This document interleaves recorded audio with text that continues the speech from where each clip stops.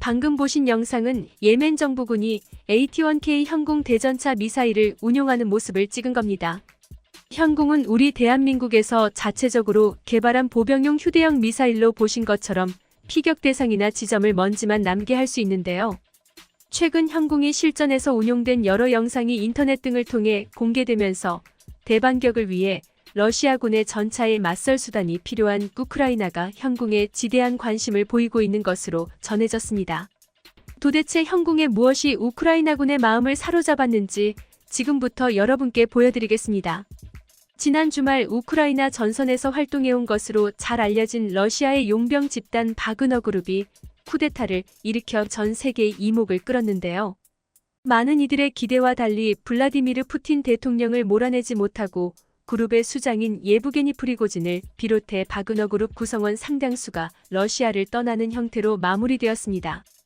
결과적으로 일시적인 해프닝처럼 끝났지만 이 사건으로 우크라이나 전쟁 판도에 큰 변화가 생길 것으로 예상됩니다.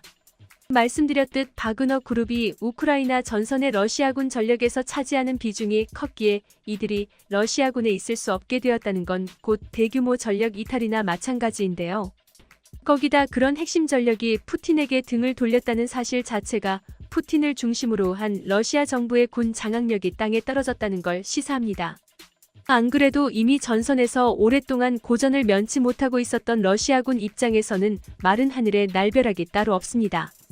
반면 러시아군에 맞서 선전해왔지만 기본적인 전력 규모 차이로 결정적인 한 방을 날리지는 못하고 있던 우크라이나군 입장에서는 둘도 없는 기회가 찾아온 거라 할 수 있는데요.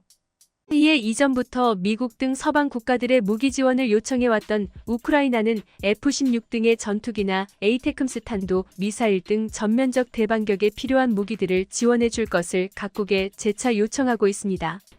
이에 미국을 포함한 대다수 국가들은 향후 러시아나 그 우방인 중국과의 관계 등을 고려해 직접적인 살상 무기 지원은 불가하다는 입장을 취하고 있는데요. 하지만 그것과 별개로 이들도 푸틴의 팽창주의에 대해 경계하고 있기에 여러 방법을 통한 우회 지원이 이뤄지고 있는 것 또한 사실입니다. 이 때문에 전쟁이 지나치게 장기화되는 걸 막기 위해 조만간 직접적인 무기 지원도 이뤄질 가능성이 있다고 보는 전문가들도 있습니다. 우크라이나는 미국이나 서유럽 국가들뿐 아니라 우리 대한민국에도 무기나 탄약 등 전쟁 물자를 지원해 줄 것을 거듭 요청해 왔는데요. 볼로디미르 젤렌스키 대통령은 우리 언론과의 인터뷰를 통해 대공방어 체계를 지원해 줄 것을 우리 정부에 요청한 바 있습니다.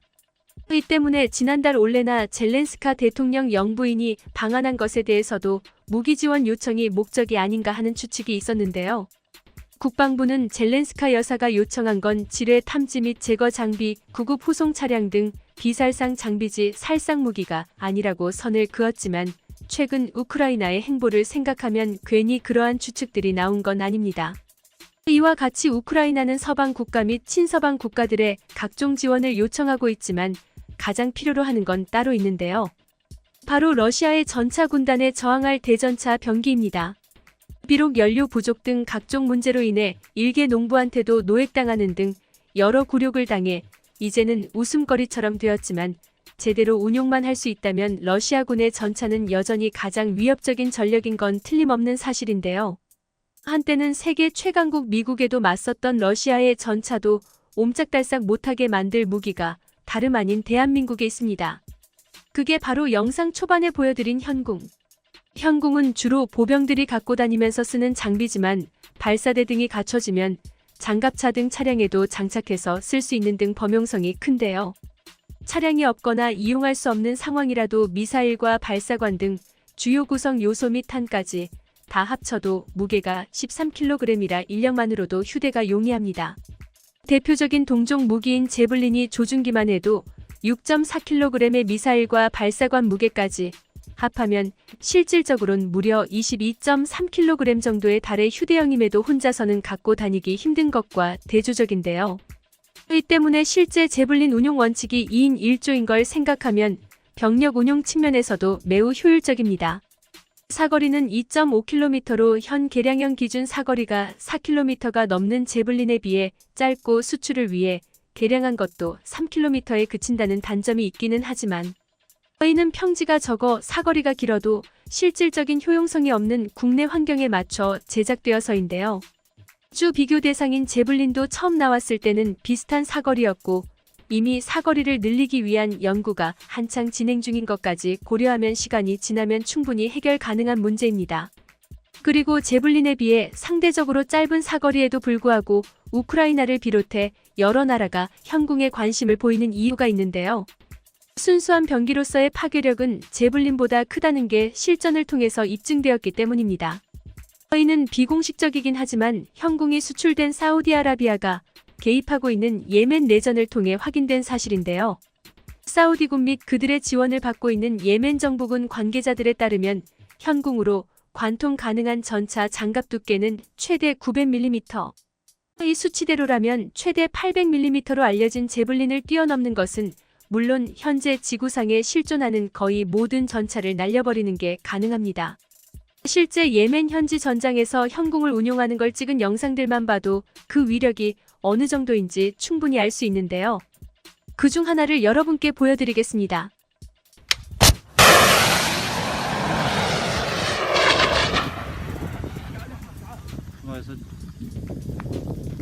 الله أكبر الله أكبر ايوه من عندك معنا اطراف طيب وقف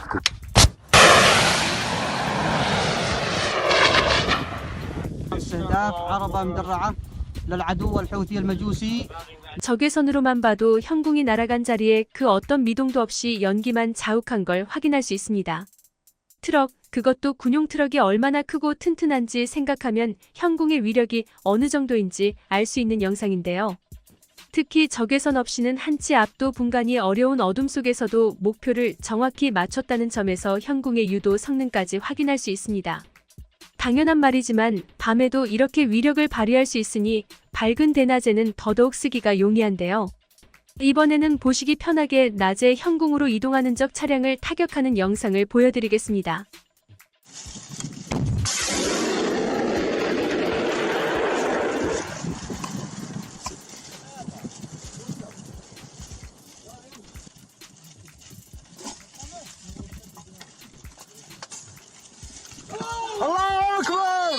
보신 것과 같이 발사 시 위치만 정확히 파악하면 시간은 걸릴지 몰라도 계속해서 빠른 속도로 움직이는 차량도 아무 문제 없이 격파할 수 있는 게 현궁의 장점인데요. 이 때문에 후티 반군들도 정부군이나 사우디군 공격 시 가장 우선적으로 노획하는 물자 중 하나가 현궁일 정도입니다. 이렇게 그 성능이 실전을 통해 입증되었다 보니 아르메니아와 아제르바이잔 사이에 전쟁이 일어났을 때에도 아제르바이잔군이 현궁을 도입해 사용했다고 미국의 군사 연구기관인 제임스타운 재단이 보고서를 통해 밝혔는데요. 해당 보고서가 발표되자 방사청은 아제르바이잔에 현궁을 수출한 적이 없다고 해 아제르바이잔의 대표적인 우방국 중 하나인 사우디군을 통해 흘러들어간 것으로 추측되고 있습니다. 우리가 의도했던 바는 절대 아니지만 사우디 입장에서는 자신들이 써보고 좋다고 생각했으니 우방국의 사용을 권하고 싶었을 수 있는데요. 실사용자가 보기에 현궁이 얼마나 우수한 무기인지 말해주는 사례 중 하나라 할 수 있습니다. 대국 러시아를 상대로 국가 존망을 걸고 전쟁을 치르는 우크라이나도 전쟁 발발 후 얼마 지나지 않은 작년 상순부터 이미 휴대용 지대공 미사일인 신궁과 함께 현궁을 지원해 줄 것을 요청했는데요. 당시에도 우리 정부는 인도적 지원 외 살상무기 지원은 불가하다는 방침이라 실제 지원은 이뤄지지 못했습니다. 그렇지만 이는 전쟁 초창기 이야기고 발발 후 1년하고도 이미 몇 달이 지나 전쟁 장기화를 걱정해야, 아니 이미 장기화되었다고 봐야 할 현재는 상황이 많이 변했는데요. 여러 방법을 통해 우회 지원이 이루어지고 있고 폴란드 등 인근 국가들은 전차나 자주포 등 무기들도 직간접적으로 지원하고 있습니다. 따라서 현궁 등 우리 무기들도 상황에 따라 직접 지원은 아니라도 미국 등을 통한 우회 지원 등을 통해 얼마든지 우크라이나로 갈 수 있는데요. 러시아를 필요 이상으로 자극하지 않는 선에서라면 이런 식의 직간접적인 우크라이나 지원은 전쟁이 빨리 종결되는 데 도움이 되는 것은 물론 전후 복구 사업 등에 있어서 우리 업체들이 우선적으로 선정될 수 있는 밑거름이 될 수 있을 것으로 기대됩니다. 불발로 끝났지만 푸틴을 향한 쿠데타가 발생할 만큼 러시아의 상황이 악화되자 그동안 소문이 무성했던 대반격을 실행에 옮기려 하는 우크라이나.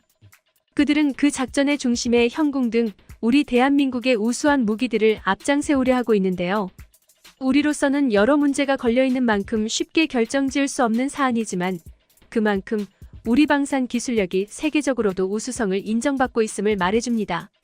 우리의 뛰어난 기술력이 우크라이나 등 세계 각지에서 벌어지는 분쟁의 재빠른 종결에 조금이나마 기여할 수 있기를 바라봅니다.